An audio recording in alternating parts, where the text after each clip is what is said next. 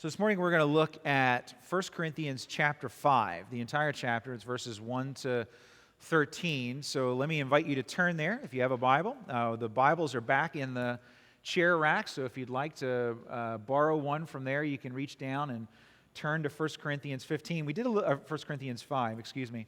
We did a little bit of an introduction last week, reintroduction to Paul's letter to the Corinthians by looking at a passage from the very beginning of the letter in chapter 1, which reminded us that the church in Corinth was very seriously dysfunctional.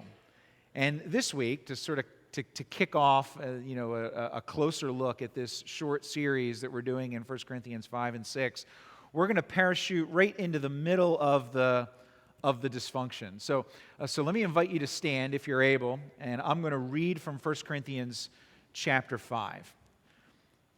And start at verse 1. Apostle Paul writes to the church in Corinth, and he says, "It is actually reported that there is sexual immorality among you, and of a kind that is not tolerated even among pagans, for a man has his father's wife. And you're arrogant. Ought you not rather to mourn? Let him who has done this be removed from among you. For though absent in body, I am present in spirit, and as if present, I have already pronounced judgment on the one who did such a thing. When you are assembled in the name of the Lord Jesus, and my spirit is present with the power of the Lord Jesus, you are to deliver this man to Satan for the destruction of the flesh, so that his spirit may be saved in the day of the Lord. Your boasting is not good. Do you not know that a little leaven leavens the whole lump? Cleanse out the old leaven, that you may be a new lump, as you really are unleavened. For Christ, our Passover lamb, has been sacrificed. Let us therefore celebrate the festival, not with the old leaven, the leaven of malice and evil, but with the unleavened bread of sincerity and truth.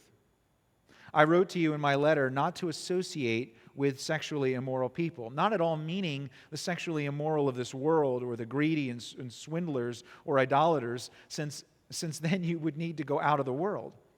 But now I'm writing to you not to associate with anyone who bears the name of brother if he is guilty of sexual immorality or greed, or is an idolater or reviler or drunkard or swindler, not even to eat with such a one. For what have I to do with judging outsiders? Is it not those inside the church whom you are to judge?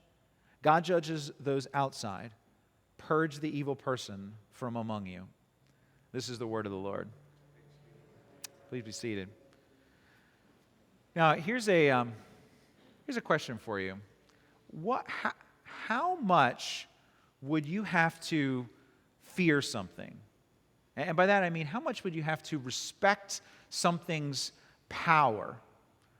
And how much would you have to not trust your own strength to resist that power? How much would you have to fear something in order to give permission to someone else to restrain you if you were tempted by it?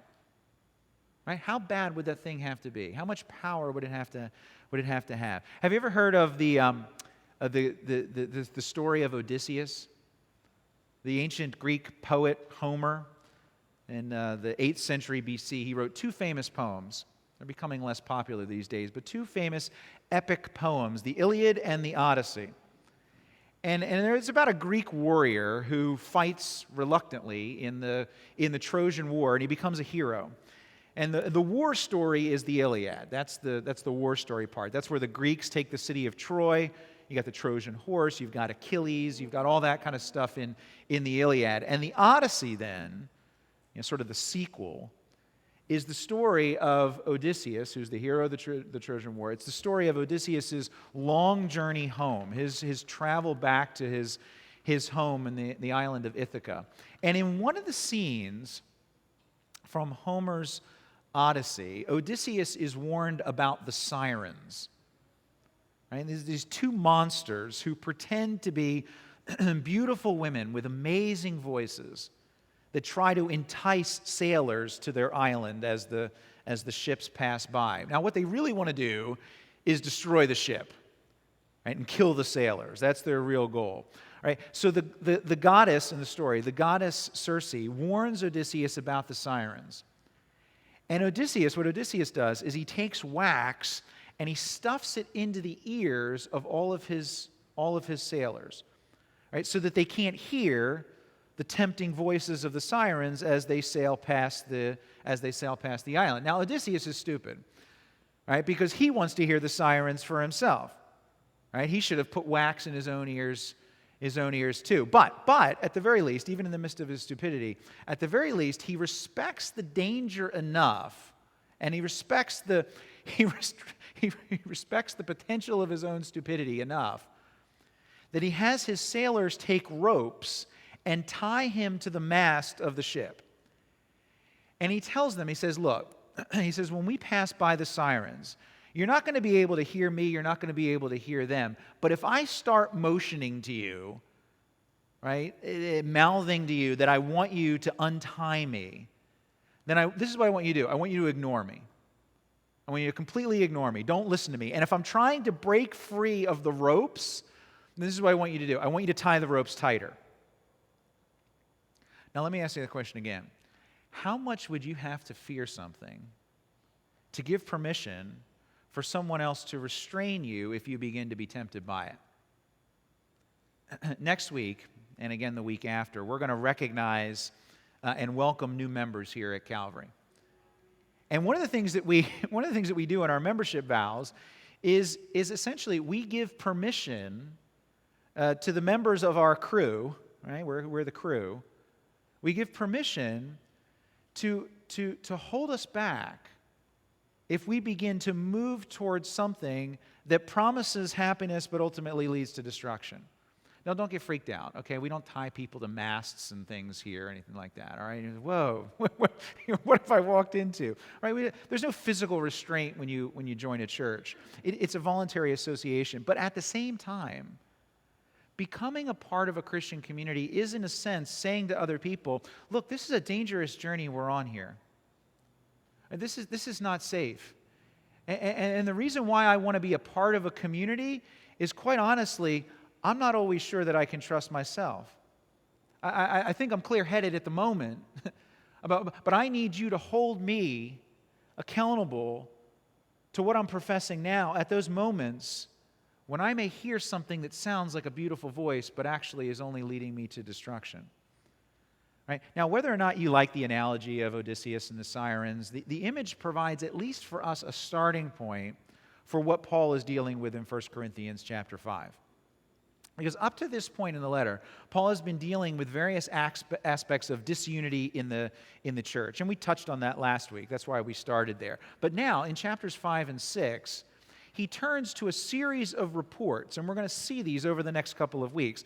Things that he has heard is happening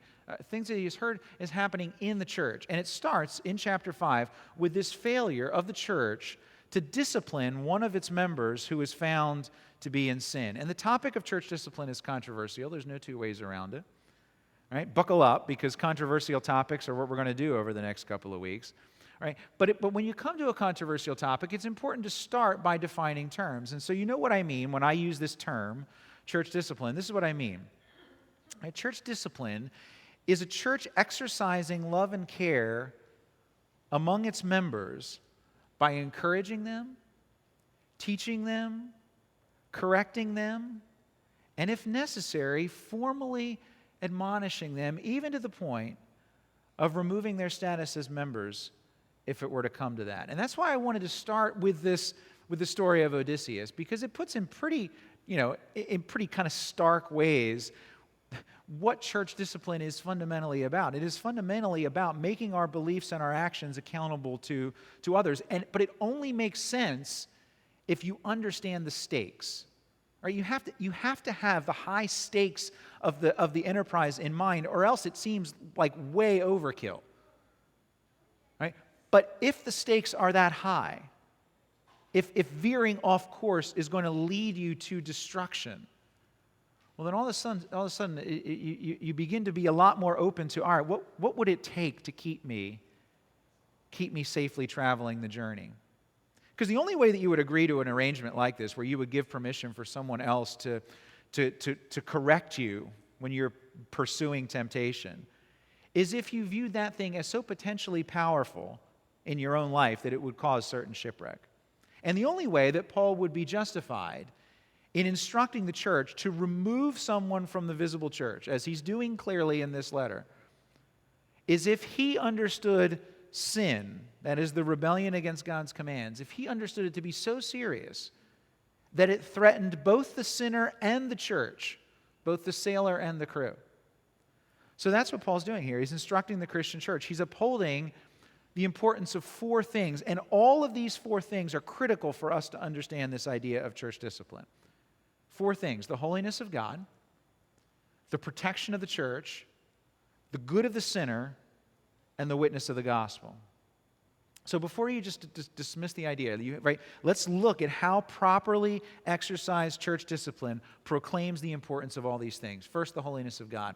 Look again at verse 1. It's actually reported that there is sexual immorality among you, and of a kind that is not tolerated even among the pagans.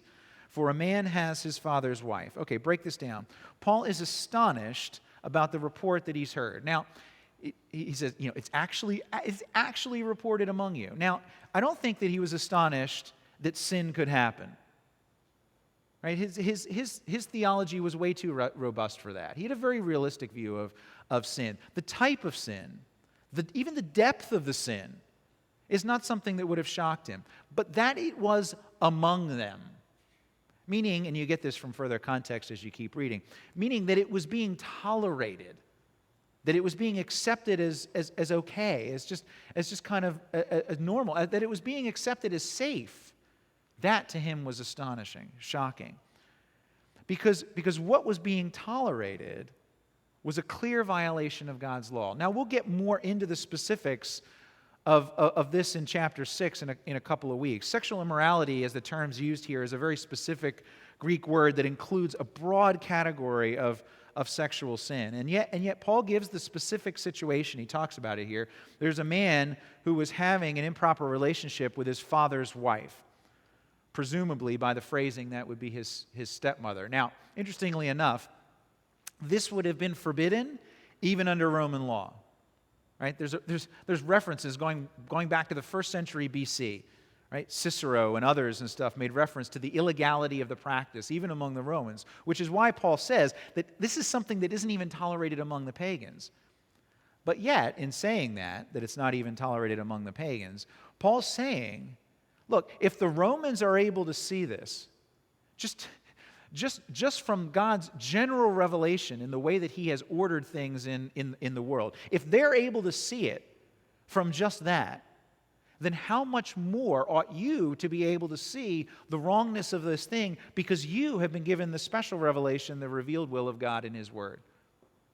Right? And that's because specifically and very clearly what's being practiced is forbidden in Leviticus chapter 18, verse 8. It's specifically called out. And so Paul is saying, look, you're acting as if you actually have a lower standard than the rest of the world, when actually you have a much higher standard.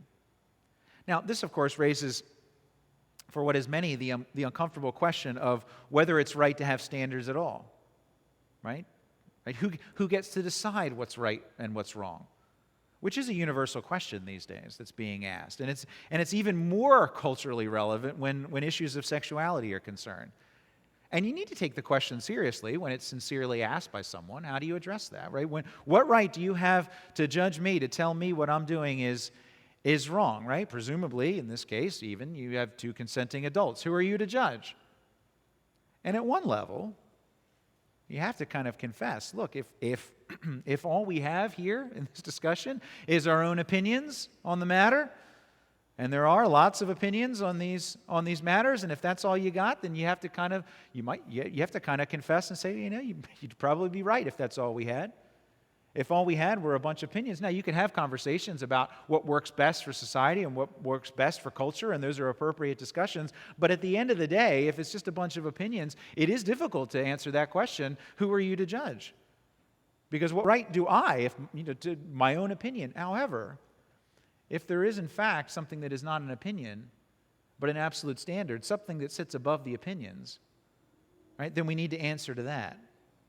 In other words, if there is a holy God who designed us, created us, who loves us, then it should not shock us that his standard for us about how we use our bodies is something that we need to recognize and submit to. But even more than that, we're even more than just submitting to it, it's something that we ought to welcome. And if there actually is a creator, a maker of the world who designed us in a very specific way, then shouldn't we want to know, hey, how's this work? How's this supposed to work here? This is my first and only body. I've never had one of these before. Right? How's it work? You should want it. You should welcome it. Now, like I said, more on this topic, specifically related to sexuality in a few weeks, but that's actually not the main point that Paul is making here. He'll go on to deal with the specific issues of sexuality in a couple weeks, but it's mentioned at the beginning to show us the gravity of the sin that's being addressed. But then really the main focus in chapter 5 is on the church's failure to deal with it, not the issue, not the sin itself. Right? To recognize that something needs to happen here, and it needs to happen for a couple of different reasons. Now, we said it needs to happen because of the holiness of God. We need to recognize his standard. It also needs to happen, point number 2, for the protection of the church. Look at the action that Paul is advocating here in verse 2, that the man be removed from among you, right? That they not associate with him, verse 9. They not even eat with him in verse 11. Right? And Paul will clarify this, right? It doesn't mean, verse 10, it doesn't mean that you never have interactions or conversations with people who are sexually immoral, or for that matter, and he names other sins too. It doesn't mean that you never have conversations with people who commit all kinds of other different sins, like stealing or idolatry. That's what Paul says in verse 10. If you're going to do that, you'd have to leave the planet, right? You'd have to leave this room immediately. Right? But what Paul means is that you don't treat someone who is acting in a way that is contrary to the witness of being a Christian as if they were a Christian. It's just intellectual honesty at the end of the day. Let's not call what is not so, or call what is so, not so. Right? Let's not speak lies about something. And so if someone is acting in a way that is contrary to what it looks like to be a Christian, well, then let's not call them that. It's not helpful for them, and it's not helpful for us. That's what Paul means. You don't treat someone as a Christian whose life, whose beliefs, whose actions are demonstrating that they aren't. You don't consider them a brother in that sense. Now, in a minute, we'll see how there's a benefit, hopefully, for the individual in the matter, the one who is actually a sinner. But we need to see the benefit for this as a church. Because when something that is sin is ignored, when it's unaddressed, then that lack of concern for God's holiness, for God's character, that has the potential to spread throughout the whole church. That's the whole idea of the leaven analogy in verses 6, 7, and 8. Did you see that there? Right? Now, leaven comes from yeast, right? Yeast is what you put into bread. It's a little microbe, actually. Right? And it eats the sugars, and it produces alcohol, which evaporates, and it produces carbon dioxide, which then puffs up bread and makes it fluffy and stuff. That's what the yeast does. And the leaven that's being referred to would be a small piece of a larger amount of dough that had yeast in it. And so what they would do is they make the bread with the yeast in it, or they would take a small piece of it off and they'd put it to the side for the next loaf of dough that they make, and they take that small piece that had the yeast in it with the leaven, and they would stack it, attach it, and they'd knead it into the larger piece, and the yeast would spread. And so you can see the point that Paul's already making then by the analogy, right? When sin that is publicly known in the church is not dealt with, it silently spreads its consequences throughout the whole church. How? Well, it communicates that sin is not that big a deal, that it doesn't really require action, that continuing on that path is not going to eventually dash you upon the rocks. Right? And you know how this works, right? The longer that something deadly is undetected, the more that it has a chance to spread, the more dangerous it becomes when it's finally discovered. That's why our doctors keep harping on us about early detection for this or that. Right? Because ultimately, right, the sooner you catch something, the greater the chance you have from it spreading throughout the rest of your body. Right? That's what cancer does. Starts off locally, but if unchecked and unstopped, it spreads. It's the same idea with this analogy of leaven here. And we need to see that for this in Corinth, it was already beginning to happen. The church is being affected by this. Right? They're arrogant, Paul says in verse 2, right? Which is why they're, instead of mourning over the sin that is in there, which is why they're just going on as if everything was fine. They're arrogant. And it might mean that they're not only tolerating the sin, but they're actually thinking themselves pretty great people for tolerating it. Aren't we wonderfully tolerant, gracious people for not condemning this man? Everyone's welcome here to be who they are. Now, they ought to have been treating him always with respect and dignity, but what Paul is saying is that respect and dignity in this case is not allowing. How much respect and dignity would you be showing to someone if you allow them to continue on a course that is ultimately going to drive them into the rocks and kill them? Which is how we get to the third point. Church discipline is not just for the protection of the church. It's not just to highlight the holiness of God. It's also for the good of the sinner. Now, this is very important. Important that we say it. Important that we actually practice it in this way also. Right? Whether a person understands the action this way in the moment or not. And oftentimes, someone who is in the midst of hearing the song of the sirens is not going to understand correction in this way at the moment. We have to be prepared for that. But whether they understand it or not, it's crucial that our motivation be clear. Right? That our motivation, regardless of how it's perceived, is one of love, is one of care, is one of concern for a person caught in sin. Look at verse 5. Paul instructs the church to deliver this man to Satan for the destruction of the flesh, so that his spirit may be saved in the day of the Lord. And you say, okay, wait, you lost me. That's you're saying? How am I being loving if I'm delivering someone over to Satan? Now listen, this is what Paul's saying. When he says deliver him over to Satan, what he's saying is the same thing that he said in verse 2. When he said that the man should be removed from among you. Right? Because outside the church is Satan's realm. It doesn't mean that God's not sovereign. It just means that that's where Satan is followed, whether people unconsciously understand that or not, outside the church. And the man, categorically speaking, is to be recognized by the church as now living as outside the safety of the church, outside of any assurance of salvation. So Paul is saying is, look, we need to be honest about this here. For the man's benefit too, right, we need to place him outside. We need to put him in that realm. Now why? For the destruction of his flesh, it says. And that's not talking about his physical body being destroyed. Paul often uses this word flesh. In the Greek, it's sarx, to refer to the sinful nature. In fact, many Bible translations will use that whenever this Greek word appears. They'll use the term sinful nature for the Greek word sarx. And the scholar Anthony Thistleton defines it. He says the flesh, the sinful nature, should be understood as the mode of life lived in pursuit of one's own ends without reliance on God. I'm going to say that again. The sinful nature is the mode of life lived in pursuit of one's own ends without reliance on God. In other words, it's the instinct to live out of our own strength for our own goals. That's what the sinful nature is. Right? And what Paul is saying is that, look, ultimately, we need this man to recognize that this will fail. This flesh in him, this sinful nature, it needs to be destroyed so that, verse 5, his soul might be saved, his spirit might be saved. Right? If that's what it takes, Paul is saying, for someone to recognize the seriousness of their sin and to avoid crashing into the rocks, then you should do whatever it takes to communicate that to them. Which is what, and we have to make this distinction very clear, which is what makes church discipline different from church punishment, if you get the distinction, right? The goal of punishment is retributive, right? To impose a penalty. The goal of discipline is restorative. Now, it often involves struggle. It often involves pain. But the goal is what's critical. The goal of church discipline is not to punish. It is to restore, to instruct.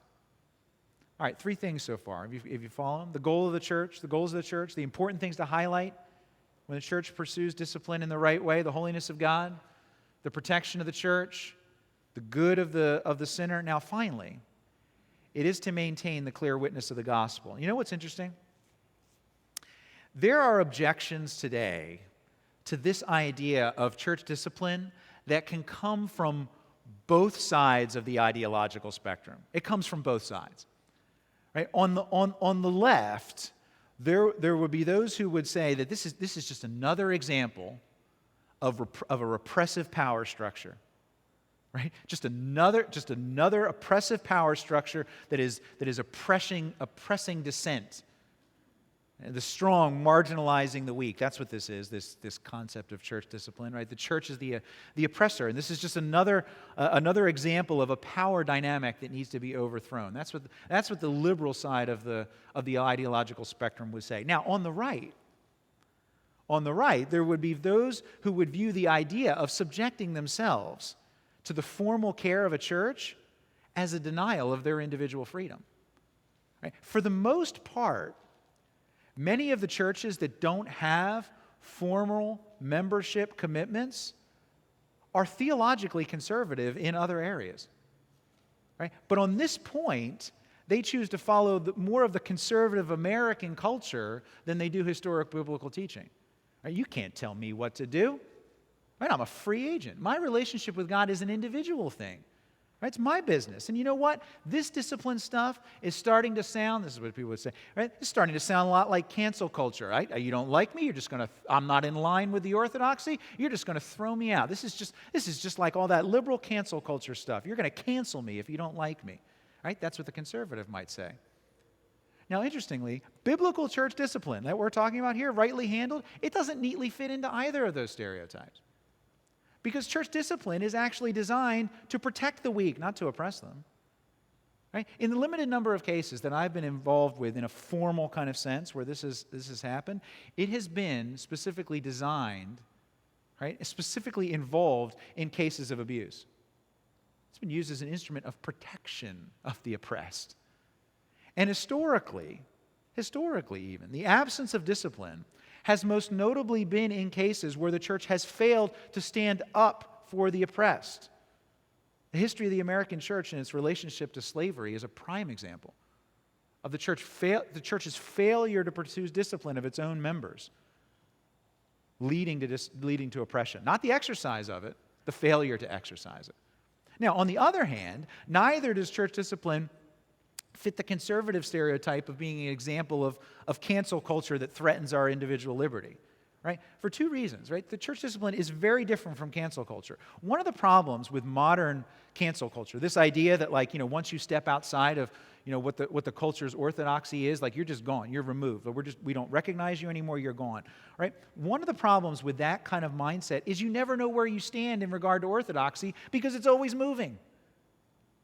Am I right today? I don't know. I was right yesterday, but that could be different today. Who knows? The standard keeps moving. That's not the case with what Paul's talking about here. God's holiness is a fixed standard that doesn't move. But a fixed standard for orthodoxy is not the only thing that's missing from cancel culture. The biggest thing that's missing is any workable concept of forgiveness. In other words, you can violate the law and you can be punished, but there is absolutely no way for restoration. Once you're gone, you're gone. And this is why this last point is so important. Because you can have a holy God and a fixed standard, but you can have a holy God and a fixed standard with no hope of forgiveness, and you're left in despair.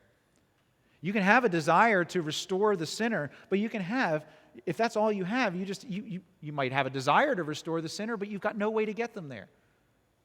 Right? Rightly expressed church discipline bears witness to the gospel. In fact, rightly expressed church discipline requires the gospel.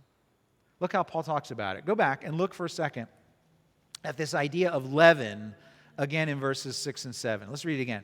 Do you not know that a little leaven leavens the whole lump? Cleanse out the old leaven, that you may be a new lump, as you really are unleavened. Now, remember what we've been talking about, right? About what the leaven analogy was for, right? Removing known flagrant sin from the church before it infects the rest of the church. Now, on what basis, though? How can you do that? How does that work? Keep reading the end of verse 7. Paul says, "For Christ, our Passover lamb, has been sacrificed." You remember the one time of the year when leaven had to be removed from the Jewish household? The one time a year when it had to be just completely taken out of the house was Passover. It was part of the preparation for the Passover meal, which commemorated God's rescue God's rescue of his people from slavery in Egypt. And the forbidding of leaven from the Passover feast was a reminder of the haste with which the people of Israel had to leave Egypt when God brought them out. So quickly that they didn't even that there wasn't even time for the yeast to be added to the dough.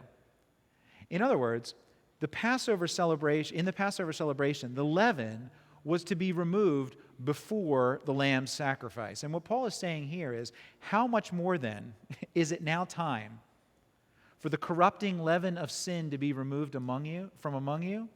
How much more then should that be true now that the Passover sacrifice has actually arrived?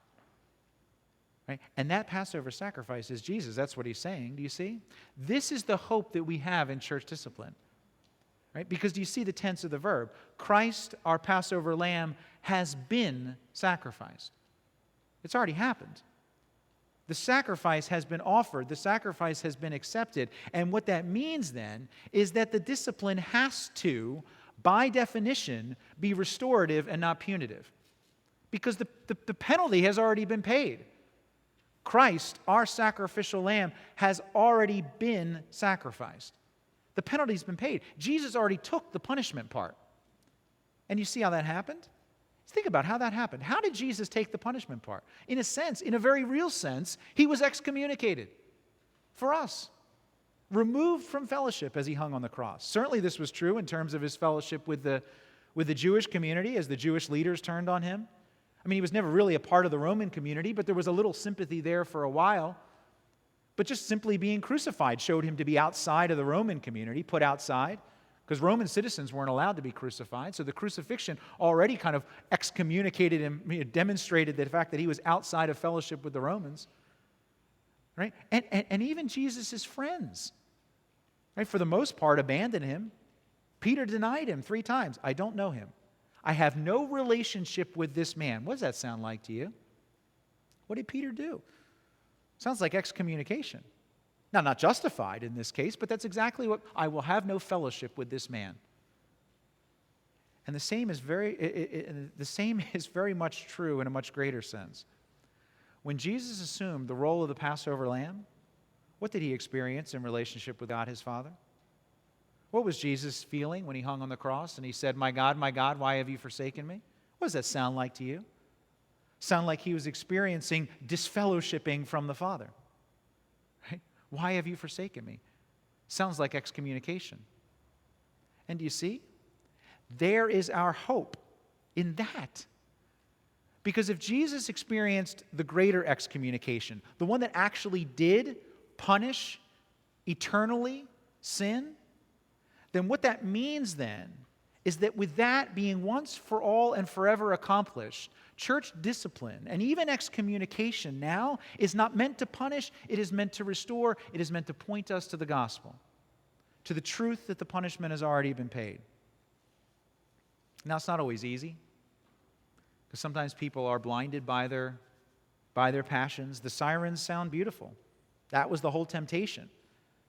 If they sounded ugly and horrible, then there would have been no temptation, and oftentimes it's very, very difficult. But just follow the logic with me. As hard as it might be to confront sin in someone who cannot see and cannot hear what is actually happening, if you really believed that there is a holy God who sets a fixed and perfect standard, if you really believed that a person was headed for what is their ultimate destruction, then what lengths would you be willing to go to try to save someone you love? Let me end where I started, trying to put a picture in your mind about why we need this. Now, if you don't connect with Homer and the ancient Greeks and ancient Greek poetry, if that's not your thing, try this. Try to view the same idea from a different perspective, put a different picture in your head. About a week before Christmas, December 1996, and the Chicago Bulls are playing the Los Angeles Lakers. Right? Chicago Bulls. This was the height of their dynasty. Even today, even all these years later, even if you don't follow basketball closely, you recognize the names. Right? On the Bulls, you had Michael Jordan, you had Scottie Pippen, You had Dennis Rodman, right? They were the force behind that season. The Bulls, at this point, when they come to that game in December against the Lakers, their record is 20 wins and 3 losses, right? They were that good.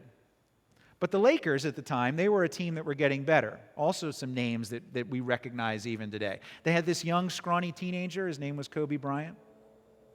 And they had this newly acquired superstar. His name was Shaquille O'Neal, right? People just call him Shaq. Well, there's a moment towards the end of that game when Dennis Rodman pulls down a very important rebound, very strategic rebound to get Chicago the ball back. And he smartly gets the rebound and he calls a timeout. But tensions are high. The Lakers aren't supposed to be doing as good in this game as they're doing, and it's getting pretty tense. The game's really close. And Rodman, to put it a little bit mildly, was a bit of a hothead.